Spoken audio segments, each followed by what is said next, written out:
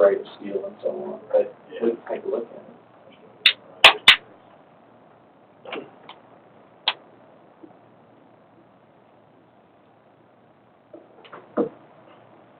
I'm just curious in the picture we were given, there's vegetation and stuff going out almost where your posts are.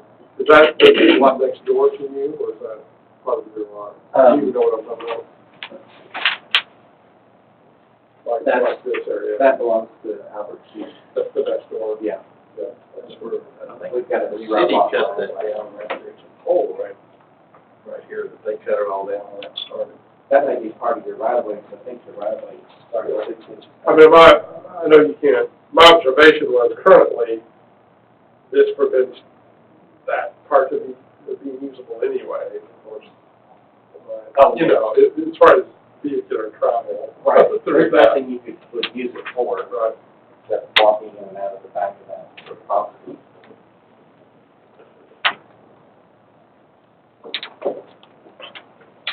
So, what is, how is this listed in our continuing discussion? The suggestion was that we would prepare an encroachment agreement because, you know, this is city right of way, if we ever needed it for any purpose, then have to take it down. But Because in the way of doing repairs, pipes or anything underneath it, Sure. they would have to go. And it solves a big problem there, which is necessary for the development of that piece of property. So I'll make a motion to direct staff to draft and enter into an encroachment agreement with Mr. Franks, and to be as specified by the attorney, but to be sure to include terms that we are not relinquishing our claim to that land, and that if anything, if the city had a public use for public purpose, that we would be able to use that and at your expense, because obviously we would. Second. We have a motion and a second to authorize an encroachment agreement with Chris Franks to permit a canopy structure along the rear of the property at 5404 River Oaks Boulevard that infringes into the Truman dedicated right-of-way but does not cede any claim of that right-of-way. Any further discussion? All in favor, say aye. Aye. None opposed, motion carries. Thank you very much. Well, Chris, what's your anticipated, say, have that place come in that building, when do you think they might When move they're forward going to open. in Josephine or? The electrician's going to be starting this, or working, continuing on his rough end tomorrow. So I think if everyone shows up as intended, probably we could be finished in about 30 more days. The HVAC is almost finished. I mean, it's all up, actually. So we just need the electrician to finish, and which usually when they start, it's about 2 days. And then we'll start with building the sheet rock and insulation and just doing the finish out, finishing the texture on the exterior wall. Cherry on top really looks cool. Doesn't it look nice inside? And their inspection is with the health department is tomorrow. Oh, 2 p.m. Is They're this waiting for like cater? 2 weeks or Yeah. Yeah, it took about 3 weeks to get them out there. Actually they're going to open from 6 to 3, or 6 to 2:30, and you'll do breakfast and lunch, and then it's a catering and event company. This is in the old shop area. Yeah, you won't believe it. If you haven't been in there, you got to go in there. It's just, well, knock your socks off. What do they serve for breakfast? Now, they have homemade muffins, which are really good.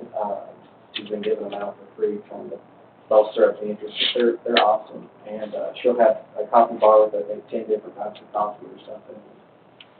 Their food is really, really good. She told me that part of what they're gonna do is kind of like let us cook, where they have pre-prepared meals. You could stop by there and get dinner for 2 and take it home and, Grab and go. grab and go. Yeah. Yeah, I hope everyone will encourage everyone you know, yourselves and all your family and friends, to go by there and help them as they open, because as soon as they get their health department certificate, they'll be wanting to open ASAP. So, and then the Mexican food, From the looks of things, do I help support local food establishments? I think I do, yeah. It looks healthy. That's one way to put it. Normal and healthy. You did both. All right, good deal. Thanks, anything else? No.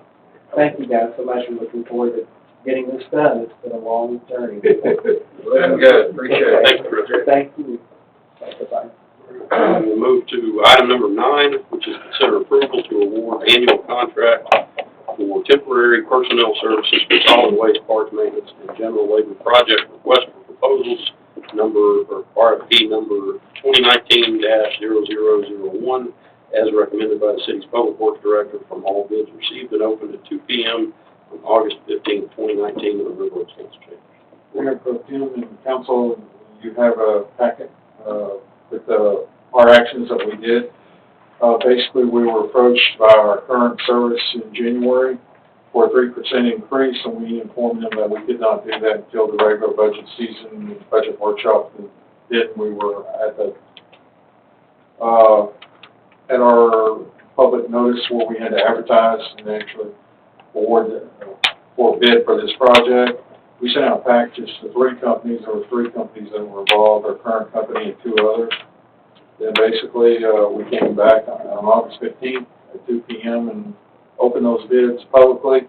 And the current company was the only one that participated. We only had 1 bid, and we have that bid coming in there, as you see, and is your impact, which is an overall increase is a 2.7% increase versus what it was last year. And with that, we recommend that we award the contract to the company. It still puts us where we need to be. We're using temp personnel in this area versus hiring full-time personnel. We're still under that threshold. We're saving dollars, and it also lowers our workers' comp in this area. One that I would highlight in the table that you see there, one-way proposed section, we're looking at reducing our man hours in that area to offset, and also not only offset the 3% increase, but it also provided part of the budget cuts that were made necessary for the other things that we're looking at this year. So this is one of the items that we got, as Mr. Gregory points out, all staff in all areas was looked at pretty hard, so we're going to lower this and make this happen.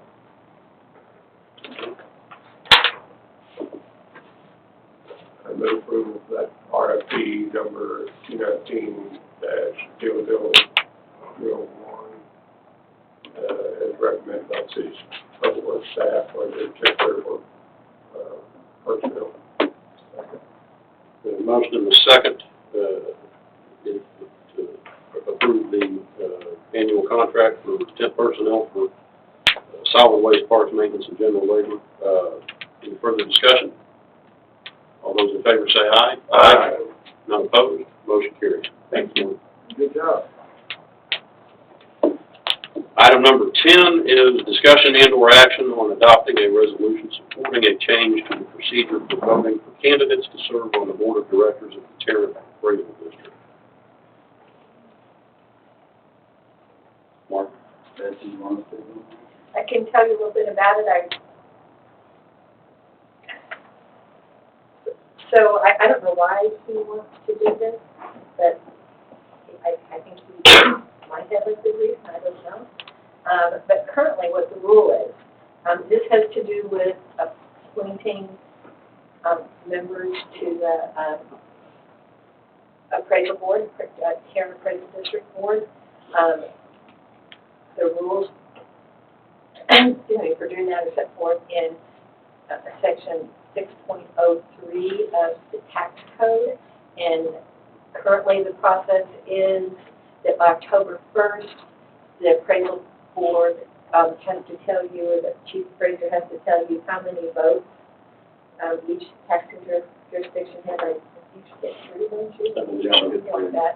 And then by October 15, each taxing unit can nominate 1 person to each member of the board.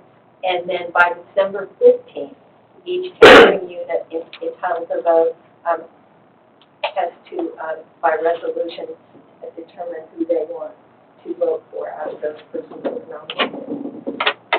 So the tax code